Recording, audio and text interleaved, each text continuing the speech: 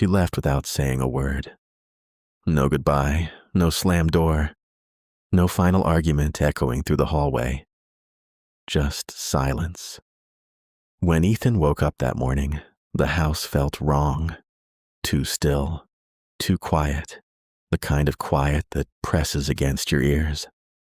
There was no smell of coffee drifting from the kitchen, no sound of boots crossing the wooden floor, no humming from the old country songs she used to play at sunrise. He called out once. "Mom?" Nothing. He sat up slowly, annoyed at first. Maybe she'd gone into town. Maybe she was out feeding the animals. But when he walked into the kitchen, something inside him tightened. The table was clean. Too clean. No breakfast, no note, no purse hanging by the door. The cabinet where she kept her worn jacket was empty, and sitting in the center of the table was a single brown envelope with his name written in careful handwriting. Ethan. He felt a flicker of irritation. What was this? Some dramatic lesson? He opened it casually. Inside were documents, property records, bank statements, legal transfer forms, and one short letter. You will only learn to stand when the ground is no longer holding you. No explanation. No, I love you. Just her signature. Margaret.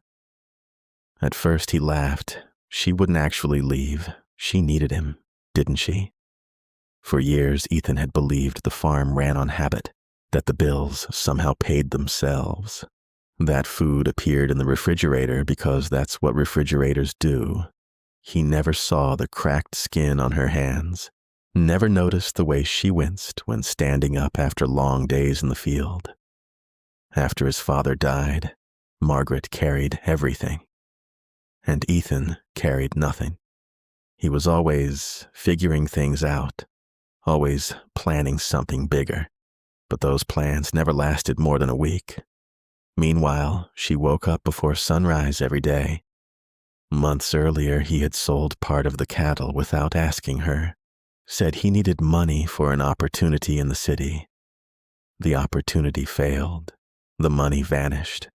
She didn't scream. She didn't argue. She just went quiet. Now, standing in that kitchen, Ethan began to read the documents more carefully. The farm had been sold, legally, weeks ago. Debts paid, mortgage cleared, remaining funds transferred. To whom? Not him. Everything was finalized. The house no longer belonged to them. Panic crept in slowly. He ran to her bedroom. Half the closet was empty. Her suitcase was gone. This wasn't a threat. This was real. For the first week, he was angry, furious. How could she abandon him? What kind of mother walks away? He drove around town asking if anyone had seen her. Some people avoided eye contact. Others simply said no. But there was something in their expressions, not shock, disappointment. The small savings left in his account began shrinking fast.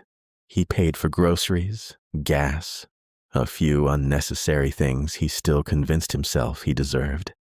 He assumed she would come back. She didn't.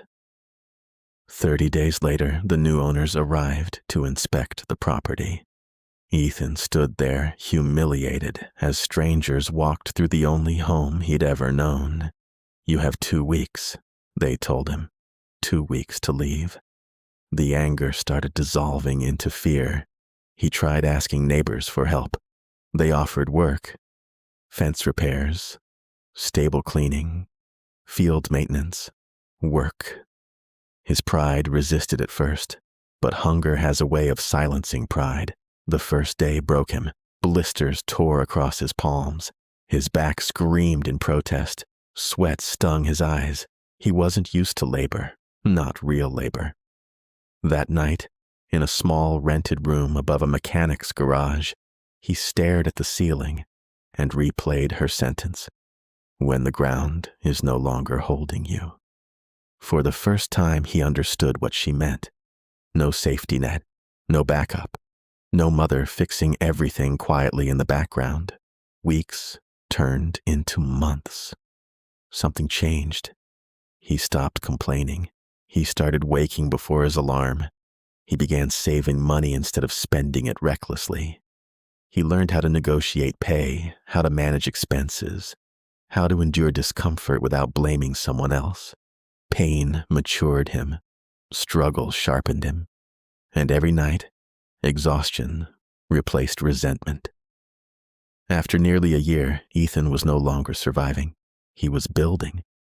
He had steady work on a dairy farm outside the neighboring county. The owner trusted him, relied on him. One Saturday morning, while delivering crates to the local farmer's market, he saw someone familiar across the crowd, an older woman arranging baskets of apples, her hair tied back, her posture steady. Margaret. His heart pounded so violently he almost dropped the crate. For a moment he considered walking away, but that was the old Ethan. He walked toward her slowly. She looked up before he spoke. There was no surprise in her eyes, only calm. "You found your footing," she said softly. He didn't argue, didn't accuse, didn't demand answers. "I was angry,"